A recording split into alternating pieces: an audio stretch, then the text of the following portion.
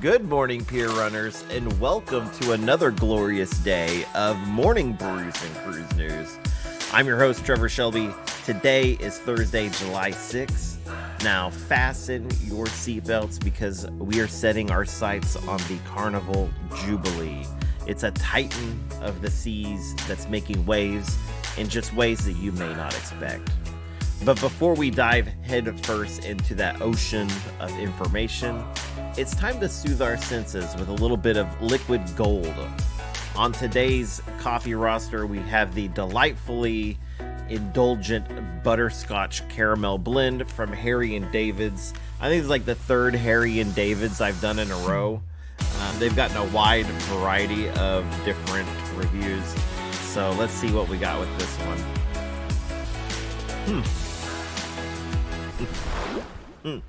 Yum. I mean, I taste the caramel pretty heavy. I don't like it so much. I will say, Harry and David's, this is you guys got a track record of doing like okay coffees and then like not so okay coffees. This one, man, it doesn't really have a bite, and it just kind of just tastes like I'm sipping on, caramel chocolate milk. So we're going to give this one a 3 out of 10. Sorry, guys. Today, we're going full steam ahead into some exhilarating news about the Carnival Jubilee. So sit back and take another sip of your coffee. Hopefully it's not this one. And let's dive right in. As we speak right now, the Carnival Jubilee is reaching new heights. Quite literally, at the Meyer Werft shipyard in Papenburg, Germany. The crown jewel of the ship's experience, the thrilling Bolt roller coaster, is starting to take shape, promising nearly 800 feet of heart-pounding twists and turns. Now, peer runners, have you ever been on the Bolt roller coaster? Because it is fantastic. It's a lot. Okay, so from the videos, when you watch it, it doesn't seem like it's going that fast, but when you're on that thing, man, does it feel like you're going just so freaking fast. Let me know down in the comments if you've been on the Bolt roller coaster. Now, with 220 meters of rail already installed, it is clear that the team at Meyer Werft are putting the pedal to the metal to ensure an adrenaline rush like no other. And speaking of milestones, July is really shaping up to be a crucial month for the Carnival Jubilee, as the ship is preparing for its inaugural float out. Now, this is significant because now we're going to really kind of start putting this ship in its trials.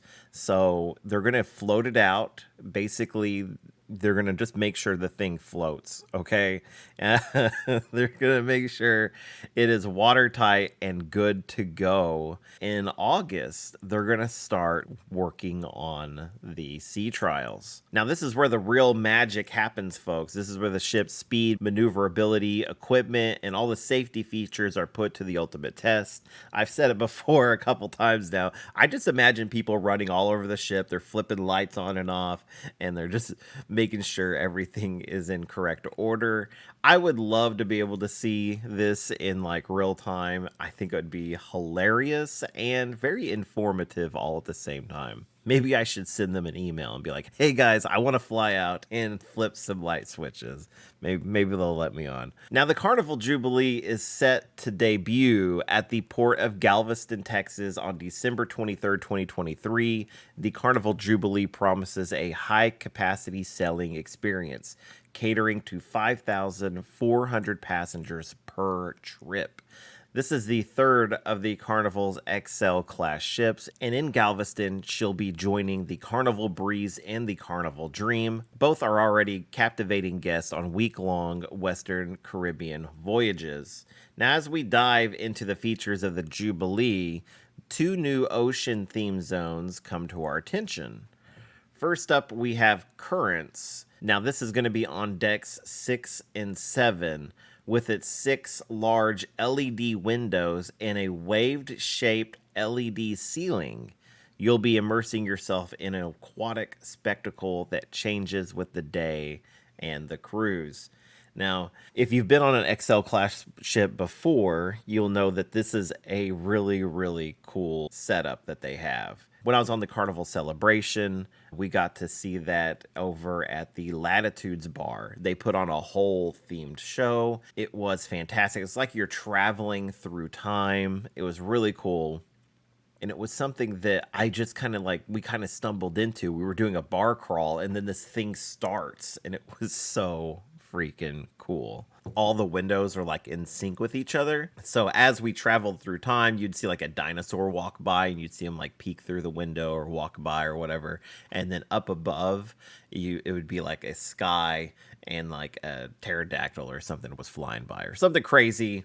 They had like a whole thing that was really well put together. I just thought it was fantastic. So instead of the Latitudes bar, they're going to have Dr.Ink's Ph.D, an octopus-themed bar where the drinks change color and tunes keep playing. And those in touch with the glitter in their hearts, the Golden Mermaid Lounge serves up gemstone-inspired cocktails with a sprinkle of the shiny stuff. Now, I will say this. I've never been on the Mardi Gras, so I can only say this with as much certainty as I can as someone who's just been on the celebration. But I think it's really nice that, they, in a lot of ways, what Carnival does with these themed areas is it's basically, they're just reskinning what they've already kind of designed to be in those spaces. So there's a bar there. And so if it's going to be Latitudes or if it's going to be Dr. Ink's, that bar is going to be there. But they've done a really good job of really making them different. So here at Dr. Ink's, we're going to have some color changing drinks, and that's pretty cool.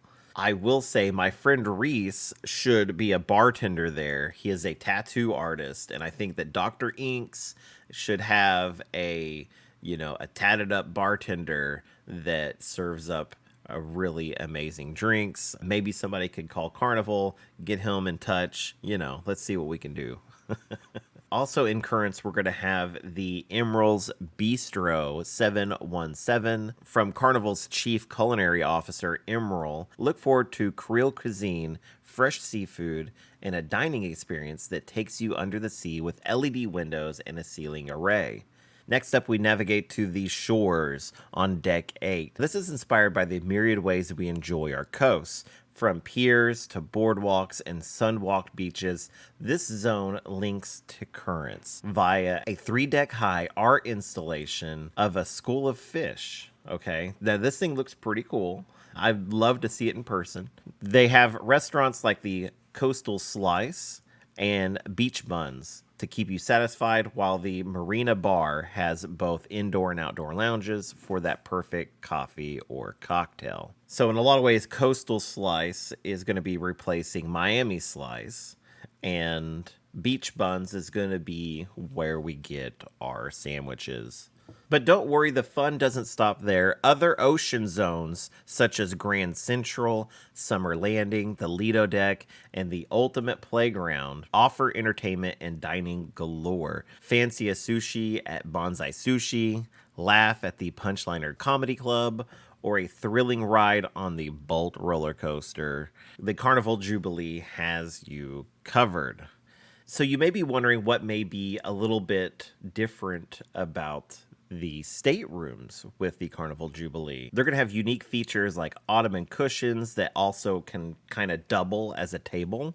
And they're also going to have ring-lit vanity mirror lights. Now, I believe our stateroom in the Carnival celebration had a kind of ring-lit mirror, but just the fact that they're keeping that going is wonderful. They're going to have specially curated fabrics in the rooms from Danish textile company Kvadrat. I may have said that completely wrong. I'm so sorry if that's I'm so sorry. They are renowned for their high-performance custom-made upholstery and have been used to provide an unparalleled comfort experience. So Carnival's really kind of gone out there and tried to find the best of the best.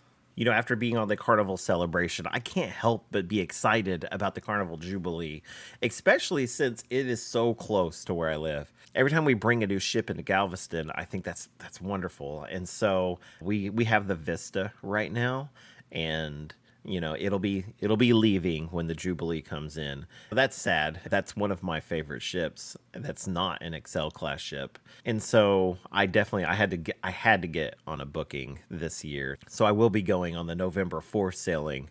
But hopefully this won't be the last time I sail on her.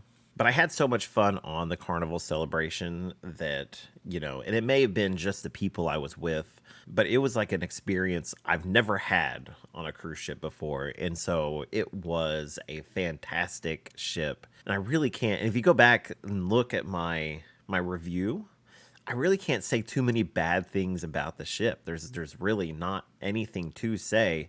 Everything was well planned out and thought out, and I just really had a great time. And we got the cat cam going, folks. Oh, Flinty. She's my very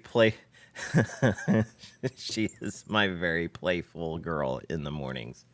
Oh, she's just a kitten. She's just a kitten. But like I said, I can't say too many bad things about the Carnival celebration. Everything was just really good and top notch. The entertainment was spot on. I was never lacking for anything to do. I was on an ABC island cruise, and so that was like a first for me, and it was a wonderful experience. And so I am all about it. I can't wait. You guys are just watching the cat, aren't y'all? Oh, well. Well, in that case. Anyways, guys, that's all we have for now. So stay tuned for more updates from Morning Brews and Cruise News. Make sure you're subscribed. My name is Trevor Shelby. Remember, folks, life is like a voyage. You never know where the seas may take you. So stay alert, stay caffeinated, and above all else, stay cruising. Smooth sailing, Pier Runners.